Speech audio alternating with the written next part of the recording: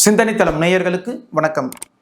HR pictures Riya Shibu தயாரிப்பில் SU Arunkumar கதை திரைக்கதை இயக்கத்தில் விக்ரம் நடித்து சமீபத்தில் ரிலீஸ் ஆன வீர தீர சூரன் பாகம் 2 படத்தினுடைய திரை விமர்சனத்தை தான் இந்த வீடியோவில் நம்ம பார்க்க போகிறோம். அதுக்கு முன்னாடி இதனுடைய கேஸ்ட் அண்ட் க்ரூவை நம்ம குயிக்காக பார்த்துடலாம். விக்ரமோட சேர்ந்து துஷாரா விஜயன், எஸ்ஜே சூர்யா, அப்புறம் தெலுங்கு நடிகர் பிருத்திவிராஜ், சுராஜ் வெஞ்சரமுடு, இவர் ஒரு மலையாள நடிகர், இன்னும் பலர் நடிச்சிருக்காங்க. இந்த படத்துக்கு இசையமைப்பாளர் GV Prakashkumar, cinematography Theni Eswar, editor Prasanna GK, art work CS Balachandran, stunt Phoenix Prabhu. இந்த படத்தினுடைய கதை மதுரை மாவட்டத்தில் இருக்கிற ஒரு வில்லேஜில் நடக்கிற மாதிரி எடுத்திருக்காங்க. அதுவும் ஒரு இரவிலே நடக்கிற மாதிரியான ஒரு சம்பவம். இதுக்கு எப்படி கதை எழுதியிருக்காங்க அப்படின்னா, அந்த கிராமத்தில் ஒரு பெரிய குடும்பம், அதில் ஒருத்தர் பெரியவர்னு சொல்கிறவர், அவருடைய மகன் ஒருத்தர், இவங்க 2 பேரையும் முன்பகை காரணமாக எப்படியாவது என்கவுண்டர் பண்ணிடணும்னு துடிச்சிட்டு இருக்கிறாரு superintendent of police SJ Surya.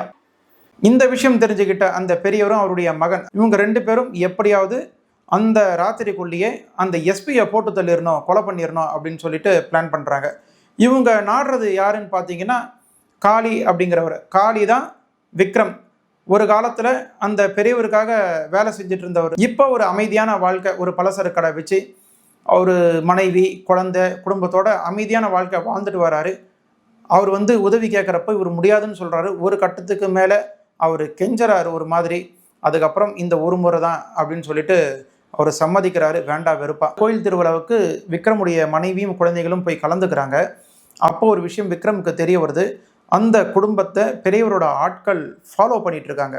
ஏன்னா விக்ரம் இந்த காரியத்தை சரியாக முடிச்சே தீரணும், இல்லைனா அந்த ஃபேமிலி அவங்க கையில் இருக்கிற மாதிரி அப்படின்னு. இந்த விஷயம் தெரிஞ்சுக்கிட்ட விக்ரம் எஸ்ஜே சூர்யாவை அணுகி இந்த மாதிரி ஒரு பிரச்சனை இருக்குது அப்படின்னு சொல்கிறாரு. அப்போ எஸ்ஜே சூர்யாவும் கேட்குறாரு, சரி அந்த 2 பேர் எங்கே இருக்காங்கன்னு சொல்லு, உன் குடும்பத்தை நான் பார்த்துக்கிறேன் அப்படின்னு அவரும் சொல்கிறாரு. அதுக்கப்புறம் என்ன நடந்தது அப்படிங்கிறது தாங்க மீதி கதை. சரி, இந்த படம் எப்படி இருக்குது அப்படின்னா, இது கிட்டத்தட்ட ரொம்ப நேச்சராக எடுக்கிறதுக்கு ட்ரை பண்ணியிருக்காங்க. சொல்லப்போனால் யதார்த்தத்துக்கு அருகில் போய் பார்த்த மாதிரியான ஒரு ஸ்க்ரீன் பிளே கொடுத்துருக்காங்க. மேக்கிங்கும் அந்த மாதிரி தான் இருக்குது. இந்த படத்தினுடைய மிகப்பெரிய பலமே விக்ரம் தாங்க. இந்த வயசுலேயும் அந்த உடம்பை எப்படி ஃபிட்டாக வச்சுருக்கிறாரு. ஆக்ஷன் சீன்ஸில் பரபரப்பாக இயங்குறாரு. காதல் காட்சிகளில் கூட நல்ல ரொமான்டிக்காக நடிக்கிறாரு. அவர்கிட்ட அவரை பார்த்து நிறைய இளம் நடிகர்கள் கற்றுக்கணும். பாடி லாங்குவேஜ்னா எப்படி கொடுக்கணும் ஒரு சீனுக்கு அப்படிங்கிறது. சுராஜ் வெஞ்சரமுடு கிட்ட திமிருத்தனமாக ஒரு மாதிரி நக்கலான ஒரு உடல் மொழி கொடுப்பாரு. ஃபஸ்ட் கிளாஸாக இருக்கும். அதே மாதிரி எஸ்ஜே சூர்யா கிட்ட பேசுகிற காட்சிகள் ஆகட்டும், எல்லாமே ரசிக்கிற மாதிரி பண்ணியிருக்கிறாரு. விக்ரம்லாம் நடிப்பில் உண்மையாலுமே நடிப்பு அரக்கன். எஸ்ஜே சூர்யாவை சொல்கிறாங்க இல்லையா, இவரு தான் நடிப்பு அரக்கன். அந்த மாதிரியான ஒரு நடிப்பு இவர். அதே மாதிரி எஸ்ஜே சூர்யாவோட நடிப்பும் சரி, மிகை இல்லாமல். இதுக்கு முன்னாடி படத்தில் சில டெம்ப்ளேட் வச்சுருப்பார் இல்லையா, இந்த படத்தில் அதெல்லாம் எதுவுமே இல்லாமல் நல்லா அண்டர் ப்ளே பண்ணியிருப்பார். சில இடத்துல அவருடைய சிக்னேச்சர்ஸ் காட்டிடுறாரு, நல்லா ரசிக்கிற மாதிரி பண்ணியிருக்காரு. அடுத்து துஷாரா விஜயன், லிட்டில் ஸ்பாய்லர் ஆகிடும். ஒரு கட்டத்தில் வில்லனுடைய ஆட்கள் அவரை பிடிச்சி தள்ளி விடுவாங்க. நிஜமாலுமே அந்த பெஞ்சு மேலே விழுந்து எந்திரிச்சு அப்போ ஒரு சம்பவம் பண்ணுவாங்க. ரொம்ப அருமையாக நடிச்சிருக்காங்க. நல்ல நடிப்பு வெளிப்படுத்தியிருக்காங்க துஷாரா விஜயன். அதே மாதிரி சுராஜ் வெஞ்சரமுடு பக்காவான ஆக்டிங். விக்ரமோட மோதுகிற சீன்ஸ், அவங்ககிட்ட பேசுகிற யதார்த்தமாக பேசுகிற சீன்ஸு, அதுலேயும் ஒரு நக்கலோடு பேசுகிறதெல்லாம் ரொம்ப நல்லா ஒர்க் அவுட் ஆகிருக்கு.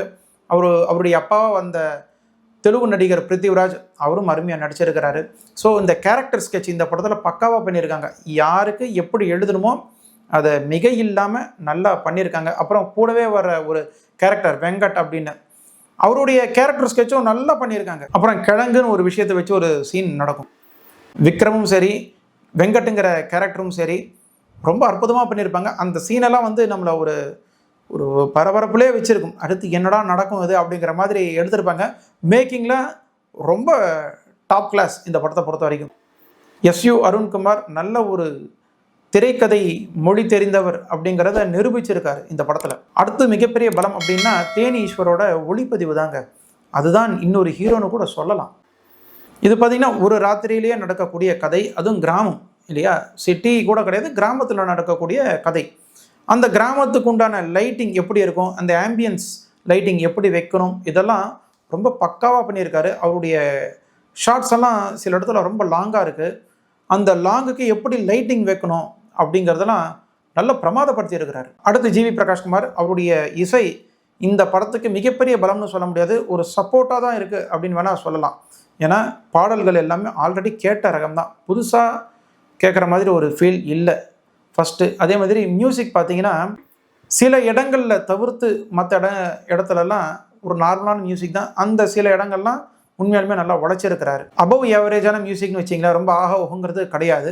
ஸ்டண்ட் ஃபோனிக்ஸ் பிரபு அவரும் அந்த சூழலுக்கு ஏற்ற மாதிரி கிடைச்சதை வச்சு எப்படி ஒரு சண்டையை அமைக்கணும் அப்படிங்கிறது நல்லாவே பண்ணியிருக்கிறாரு. டைரக்ஷனை பொறுத்த வரைக்கும் அதான் ஆல்ரெடி நம்ம சொல்லிட்டோம், எஸ்யூ அருண்குமார் நல்லா உழைச்சிருக்கிறாரு அப்படின்னு. செகண்ட் ஹாஃபில் ஒரு சிங்கிள் ஷாட் போர்ஷன் ஒன்று வருங்க, கிட்டத்தட்ட 15 நிமிஷத்துக்கு எடுத்திருப்பாங்க. அதில் எல்லாமே எப்படி உழைச்சிருக்காங்க அப்படிங்கிறது நல்லா கண்கூடாக தெரியும். அந்த 15 நிமிஷம் ஷாட்டில் ஒரு ரூமில் இருந்து பேசிக்கிட்டே இருப்பாங்க, அதிலிருந்து அப்படியே வெளியில் வரணும், வெளியில் வந்ததுக்கப்புறம் பிரச்சனை சூடு பிடிச்சி ஒரு சண்டை ஏற்படும். அந்த காட்சியில் எஸ்ஜே சூர்யா அந்த வீட்டுக்கு வெளியில் அவரும் நடிக்கணும், வீட்டுக்குள்ளே சுரேஷ் வெஞ்சரமுடு அவருடைய ஆட்கள் விக்ரம் இவங்க 3 பேரும் இருக்கிறாங்க, வெளியில் அடியாட்கள். இதுக்கு எப்படி லைட்டிங் பண்ணணும், அந்த லைட்டிங்கோட அந்த கேமரா மூமெண்ட்ஸ் எப்படி இருக்கணும், இதுக்கு ஆர்ட் டிபார்ட்மெண்ட்டோட ஒர்க்கு எந்த அளவுக்கு ஈடுபாடோடு இருக்கணும், கமிட்மெண்ட்டாக இருக்கணும், அது ஸ்டேஜிங் பண்ண விதம் அதுதான் பிரமாதம்.